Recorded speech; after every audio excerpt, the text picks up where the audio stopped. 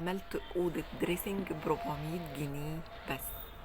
فعلا ب400 جنيه بس.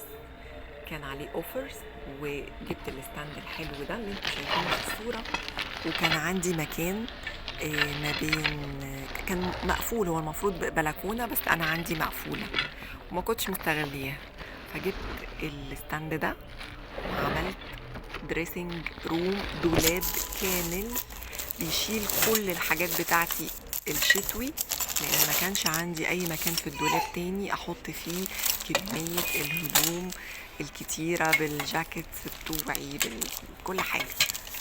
آه فطريقته سهلة وبسيطة جدا، مفيهوش اي حاجة، بيتركب عادي قوي بصواميل كده اهو زي ما انتوا شايفينه. واستغليت المساحة وعملت أوضة دريسنج روم ب400 جنيه بس. الفكرة حلوة، لو عجبتكم اكتبولي في الكومنتس.